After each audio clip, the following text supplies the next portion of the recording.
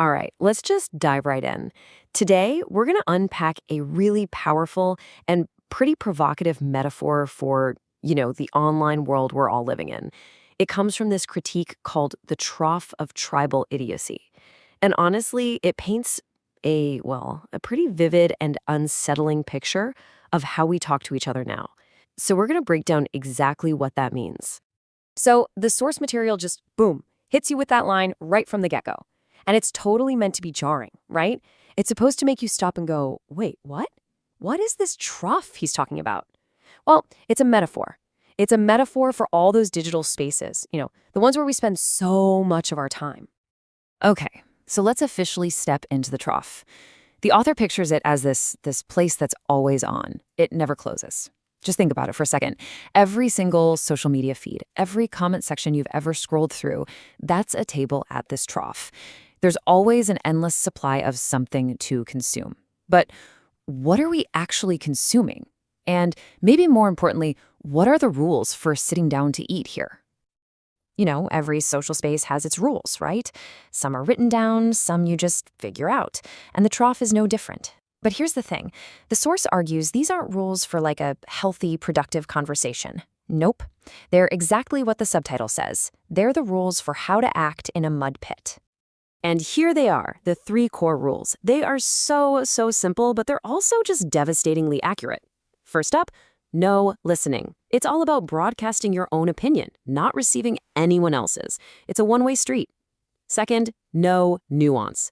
Everything gets flattened out. It's either good or it's evil, black or white. There is no gray area. And the third rule, no thinking on an empty ego. What does that mean? It means every single interaction is about defending who you are, defending your identity, not about actually exploring an idea. At the end of the day, it's not a place for learning. It's a stage for performing. Now, this is where the metaphor gets really interesting. It shows you the illusion of a real fight. So you've got one side over here, they're all shouting freedom. And then you've got the other side, and they're shouting fairness. They think they're mortal enemies, right? But the author's whole point is they're not. They're actually doing the exact same thing. They're standing in the same mud, eating the same recycled outrage, just with a different flavor slogan. They're both just part of the same broken system. So, to really get how this system works, the source introduces two key players. And this is where the metaphor gets even deeper. We have the pigs and the farmers. This is what shows us that the trough isn't just some chaotic, random mud pit. No, it's actually a farm. It's a managed ecosystem with very specific roles, and the whole thing is designed to keep that outrage cycle spinning. So let's break down who's who here. The pigs, well, that's the users. That's us, the everyday people jumping into the arguments. The herd, as the author calls it. And the farmers? Well, they're the ones who are actually benefiting from all this chaos. They are the system operators.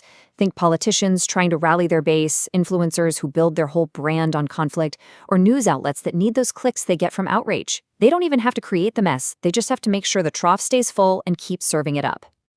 And this quote, it just perfectly captures how the whole system keeps itself going. It's like a perpetual motion machine, but it's fueled by anger. The crazy part is the participants, the pigs, are the ones generating the very stuff that keeps them hooked. Think about it. Every angry reply you type, every snarky retweet, every outraged share, it's just you throwing another scoop of slop right back into the trough for everyone else. Okay, so you can actually see this thing build into a cycle that just feeds itself.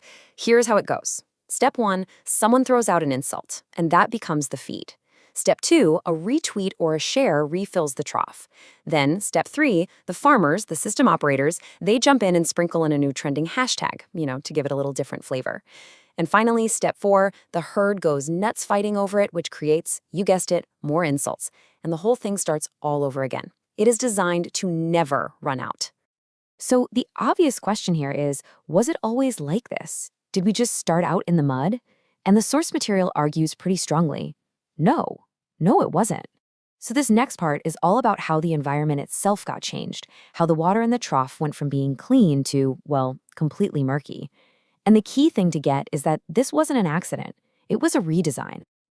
Yeah, the author makes a really powerful point here. It kind of looks back to a time, and maybe it's real, maybe it's a little idealized, but a time when online spaces were driven by something totally different, not conflict. It was a time when the whole point was discovery, not just dunking on people. a time when curiosity was why you went online to connect. But then, something fundamental, something in the very architecture of these places, changed. And here is the culprit, according to the source. It calls them dopamine dispensers. That's a great term, isn't it? It's talking about the algorithms that curate everything we see in our feeds. And their goal, well, it's not to inform us, and it's not to connect us in some deep, meaningful way. Their goal is engagement, period. End of story. And what's turned out to be the most engaging stuff? Noise, anger, tribal conflict. All that stuff gives us these tiny little hits of dopamine, which means the system is literally rewarding the exact behavior that makes the whole conversation toxic. And this line really gets to the heart of the whole critique. The change was intentional. You know, that messy, kind of unpredictable, sometimes slow process of having a real conversation, that got paved over. And it was replaced with something much more predictable, something you can measure, something you can sell. Content. And content? It doesn't need you to listen. It just needs you to react. And this is the price we pay. This is the human cost of a system like that.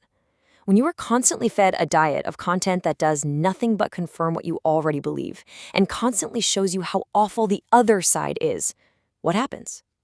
You get this intoxicating feeling of being absolutely 100% right. The source calls it being drunk on your own moral certainty. You start to mistake that warm, fuzzy feeling of righteousness for actual understanding. Okay, but it's not all doom and gloom. The source doesn't just lay out this depressing problem and then walk away. It actually offers a way out. Now, it's not some grand systemic solution. It's much more personal than that. It's about how you, as an individual, can escape the pull of the trough. So, how do you do it? The author lays out a pretty straightforward 3-step plan. Step 1, just step away from the trough. You have to consciously disengage, log off, create some actual distance. Step 2, wash off the mud. You gotta detox from that constant cycle of outrage, that feeling of being so sure you're right all the time. And then there's step 3, and this is probably the hardest part. You have to remember how to taste complexity again. You have to retrain your brain to appreciate nuance, the very thing the trough is designed to make you forget. Ultimately, what this all comes down to is a huge shift in why you're even engaging in the first place. Are you there for the comfort food, the easy validation of your own identity?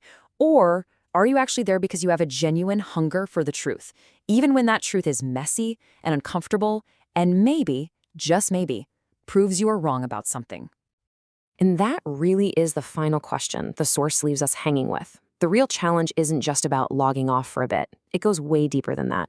In a world that's constantly serving up these simple, incredibly addictive flavors of us versus them, how do we as individuals retrain our own palates? How do we remember not just the skill, but the joy of tasting complexity again? That's definitely something to think about.